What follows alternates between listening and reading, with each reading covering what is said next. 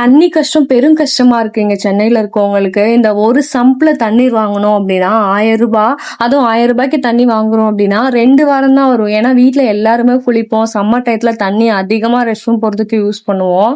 ஆனா 1000 ரூபாய்க்கு வாங்கி 2 வாரம் கூட தண்ணி வரலன்றதா ரொம்ப கொடுமையா இருக்கு.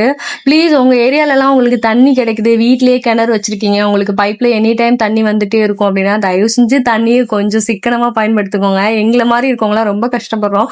சென்னை சரௌண்டிங் ஃபுல்லுமே அப்படிவான்னு கேக்குறீங்க. சென்னை ஃபுல்லுமே கிடையாது. அதுல ஒரு சில ஏரியால எல்லாம் தண்ணிக்கு ரேரு. கேக்குறீங்க நிறைய பேர் வந்து கிணறு தோண்டிக்க வேண்டியதானே, அவ்வளவு கஷ்டமா இருக்கு அப்படின்னு கேக்குறீங்க. கிணறு தோன்றது பிரச்சனை இல்லை, 5 அடியிலே தண்ணி வந்துடும். அது எல்லாமே நோண்டி என்ன பண்றது, ஃபுல்லும் உப்பு தண்ணி, அதை வச்சு ஒண்ணுமே பண்ண முடியாது. துணி கூட வாஷ் பண்ண முடியாது, அந்த மாதிரி இருக்கும் தண்ணி. அதாவது வீட்டு யூஸுக்கும் வந்து காசு போட்டு தான் தண்ணி வாங்கிப்போம். தென் குடிக்கிறதுக்கு கேன் வாட்டர், சமைக்கிறதுக்கு வந்துட்டு லாரியில் தண்ணி வரும், அது குடத்துல பிடிச்சிப்போம். ஒரு குடம் தண்ணி 15 ரூபாய். அதுவும் இல்லாம ஒரு சில நேரம் தண்ணி சம்ப்ல காலி ஆயிடுச்சுன்னு போன் பண்ணோம்னா அந்த லாரிக்காரங்க போன் கூட எடுக்க மாட்டாங்க. ஆனா இம்மீடியட்டா வாங்கினா உடனே கையில காசு கொடுத்துறோம்னு சொன்னா கூட போன் எடுக்க மாட்டாங்க. ஆட்சி மாறி இருக்குது, மாற்றம் வருதான்னு பாப்போம். ஏன்னா தண்ணி வந்து எல்லாத்துக்குமே தேவைப்படும். தண்ணி தானங்க முதல்ல வேணும். தண்ணி இல்லாம வீட்டுல என்ன வேலை செய்ய முடியும் நீங்களே சொல்லுங்க. ஒண்ணு மட்டும் தெரியுது, எவ்வளவு பேர் ஆட்சிக்கு வந்தாலும் மிடில் கிளாஸ் ஃபேமிலியோட லைஃப் ஓடிக்கிட்டே தான் இருக்கணும். டெய்லி ஓடுனாதான் சோறு. நம்மள மாதிரி ஆட்களுக்கு நம்ம ஓடி உழைச்சா மட்டும்தான் சம்பாதிக்க முடியும். நம்ம ஓடி உழைச்சா மட்டும்தான் நம்ம குழந்தை குட்டியை பாத்துக்க முடியும், நம்ம சாப்பிட முடியும். அந்த மாதிரிதான் இருக்கு.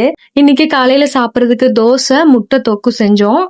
விஜய்க்கு சாப்பிட்றதுக்கு 2 தோசை முட்டை தொக்கு கொடுத்துட்டு, மதியம் சாப்பிட்றதுக்கு வந்து சாப்பாடு தயிர் சாதம் உருளைக்கிழங்கு பொரியல் தான் செஞ்சேன்.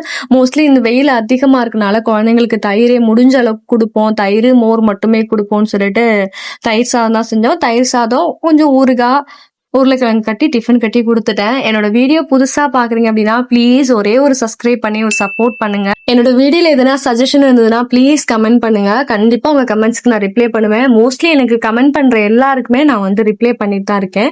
கண்டிப்பா ரிப்ளை பண்ணுவேன். ரிப்ளை பண்ணாம யாருனாவது இருந்தானா தயவு செஞ்சு மன்னிச்சுக்கோங்க. நெக்ஸ்ட் ஒரு வீடியோல பார்க்கலாம். Thank you, bye bye.